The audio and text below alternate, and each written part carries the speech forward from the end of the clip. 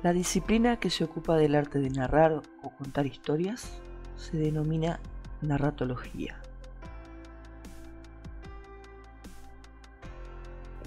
Esta disciplina recoge todos los aspectos que se nuclean en lo que se puede llamar teoría de los textos narrativos, que incluye también en varios sentidos a los textos teatrales, cinematográficos y del cómic.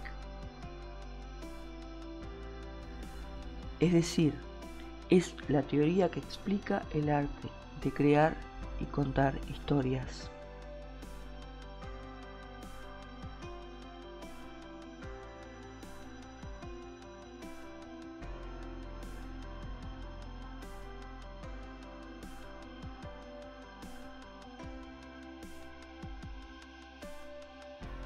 Narrar es básicamente contar una historia.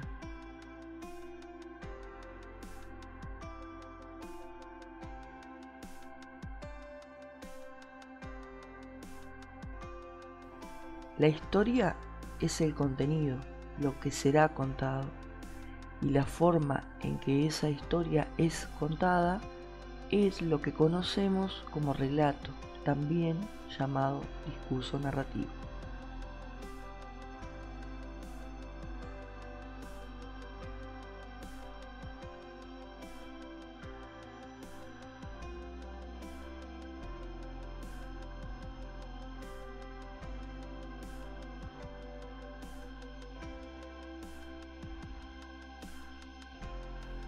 ¿Cuáles son los elementos fundamentales del texto narrativo?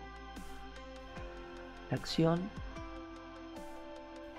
los personajes, el tiempo, el espacio, el conflicto o intriga, la focalización o perspectiva del narrador. En una historia, algo sucede que altera el orden habitual de las cosas en la vida de alguien. Se quiebra, se produce una ruptura. Algunos autores que han elaborado teorías sobre la narración y la creación de historias, entre los que destaca Joseph Campbell, sostienen que existe una estructura, un patrón que se repite en gran parte de las historias.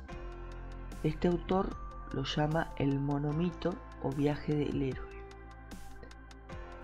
De hecho, Campbell considera que la propia vida de los seres humanos puede explicarse con este patrón o estructura. Lo cierto es que para que exista una historia, es decir, algo que contar, debe pasar alguna cosa que cambie un estado anterior conocido por el protagonista. Si no pasa nada, no hay historia. Si no hay historia, no hay relato.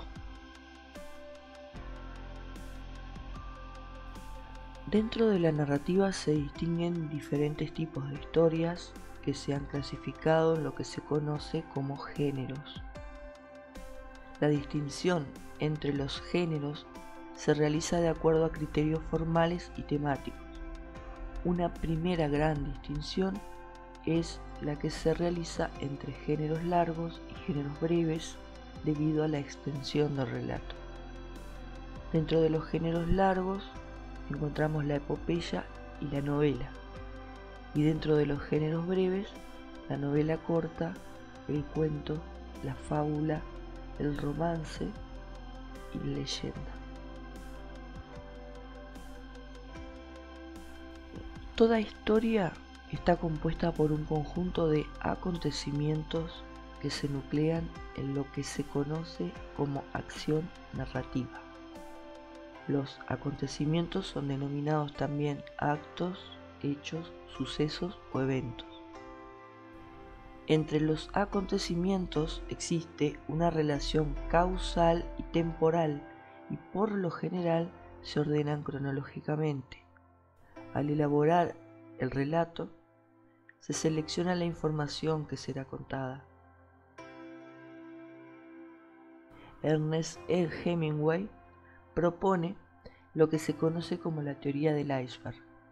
Según esta propuesta, lo que se muestra en el relato es solo una pequeña parte de la historia, así como al ver un iceberg solo es visible un octavo de este, mientras todo el resto se encuentra sumergido. Que solo se cuente una parte no significa que no exista lo que no se dice. El autor sabe mucho más de lo que cuenta, pero decide qué contar. No deben existir huecos o zonas oscuras en la historia, porque si no pierde consistencia y verosimilitud.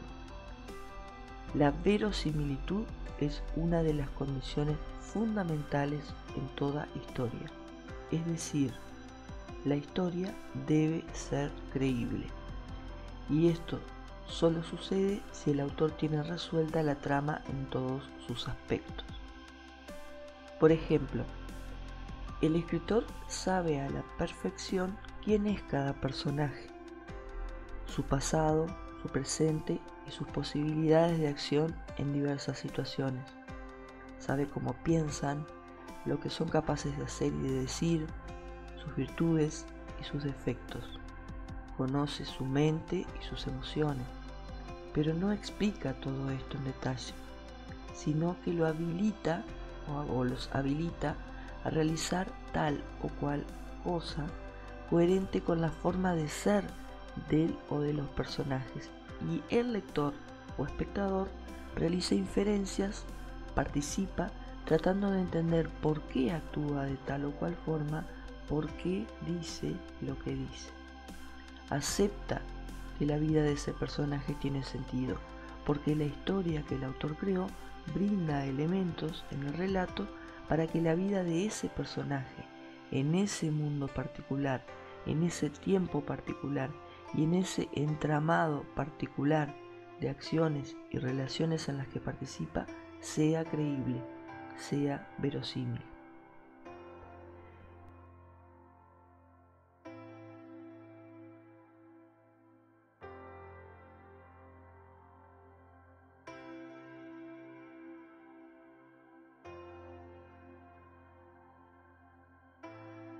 En cuanto a los personajes, existen distintos tipos que se clasifican de acuerdo a diferentes criterios. Por ejemplo, por su importancia en la acción podemos distinguir entre personajes principales. Sin ellos no hay historia. Sobre estos personajes recae básicamente lo más sustancial de la acción.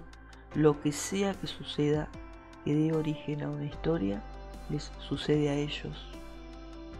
Pueden ser protagonistas, coprotagonistas o antagonistas.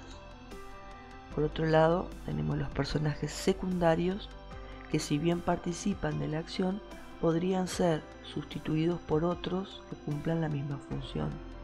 Son importantes y necesarios, pero más como apoyo para la acción o para que la acción se desarrolle, pero definitivamente no son el centro de la acción. Y por otro lado tenemos a los personajes terciarios que contribuyen en la acción, pero podrían ser quitados de la historia sin que ésta se vea afectada. Se los llama también personajes comparsas o figurantes. Por otro lado, por su naturaleza podemos clasificar a los personajes en ficticios. Son creados por el autor y no se vinculan con alguien que haya existido en la vida real. Históricos, son personajes que han existido en la vida real. Simbólicos, son personajes que representan alguna cualidad o virtud más allá de su propia existencia. Es el caso, por ejemplo, de los superhéroes. Autobiográficos, el personaje protagonista es también el narrador del relato.